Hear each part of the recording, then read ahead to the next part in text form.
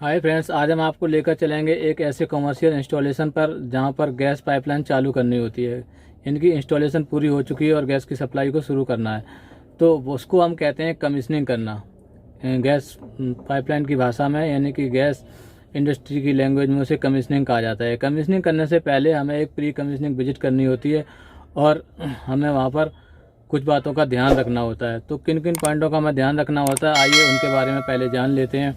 Pre commissioning visit क्या होती है और कमीशनिंग करने से पहले किन किन बातों को हमें ध्यान में रखना होता है। तो सबसे पहले देखो, हमें वहाँ पर RFC कार्ड चेक करना होता है। RFC कार्ड में वहाँ पर जो इंस्टॉलेशन लगी होगी उसकी पूरी डिटेल इंगित होती है, इसलिए सबसे पहले RFC कार्ड यानी RFC कार्ड अवेलेबिलिटी होनी चाहिए। दूसरा, कैलिब्रेशन सर्टिफिकेट होना चाहिए प्रेशर गेज का, प्रेशर PSB का और SSB का।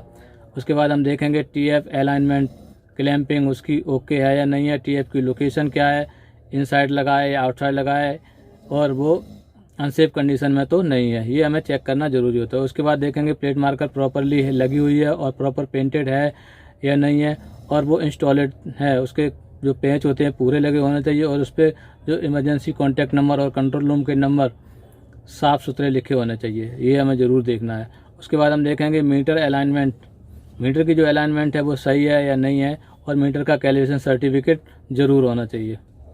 और उसके बाद पेडेस्टल देखेंगे प्रॉपरली कंस्ट्रक्टेड होना चाहिए, उसके अंदर सैंड भरी होनी चाहिए, स्लीव लगी होनी चाहिए, स्लीव के बराबर लेवल तक उसमें सैंड होनी चाहिए।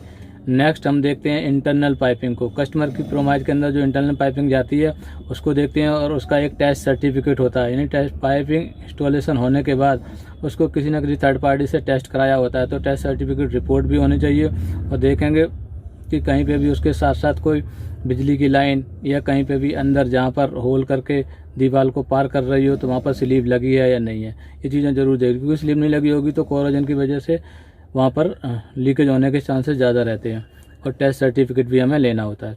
और नेक्स्ट हम देखेंगे proper painting of clamping stud की rusted hole cement with PVC pipe.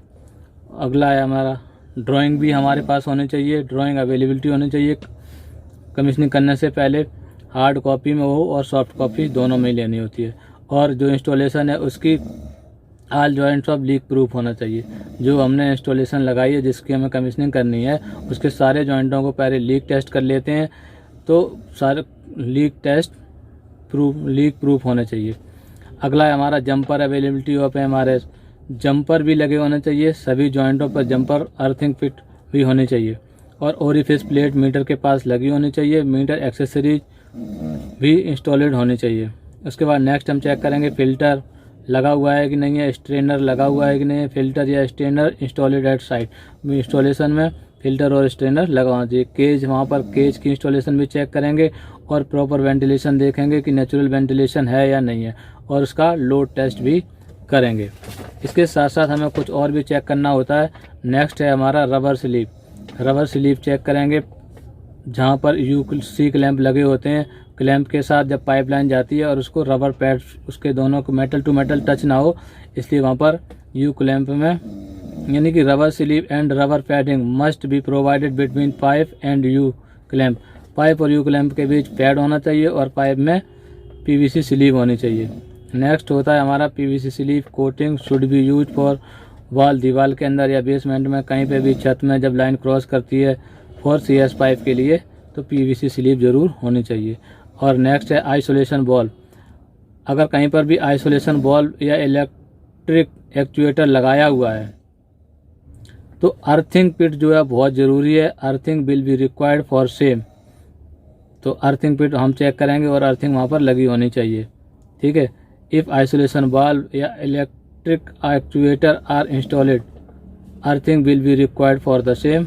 Next है हमारा earthing pit must be available, ज़रूर होनी चाहिए। अर्थिंग पिट विजिबल होनी चाहिए अगर MRS स्किड है या DRS है तो। और नेक्स्ट है हमारा there should be at least 500 mm distance between PNG pipeline and other utilities. कोई दूसरी यूटिलिटीज अगर उसके पास में है तो उनके बीच में 500 mm का गैप होना बहुत ज़रूरी है, ठीक है। नेक्स्ट है venting pipe of MRS skid should be at minimum height of 3 metre. आपने देखा होगा कि MRS स्किट जहाँ पर लगी होती है तो वहाँ पर इमरजेंसी आने पर गैस को बेंड कराएं या कोई काम करना हो तो गैस को बेंड कराने के लिए एक बेंटिंग पाइप लगा रहता है जिसकी ऊंचाई कम से कम 3 मीटर होनी चाहिए ग्राउंड लेवल से। तो इतना हमने देखा, ये चीज़ें हमें इन बातों को मुख्य रूप से ध्यान में रखना होता है। कमीशनिंग करने से पहले इन सारे पॉइंटों को हम चेक करेंगे, उसके बाद ही उसमें गैस जुड़ेंगे हैं। और ये पॉइंट निम्नलिखित हैं, इनको आप नोट कर सकते हो जो डिस्प्ले पर आप देख पा रहे हो।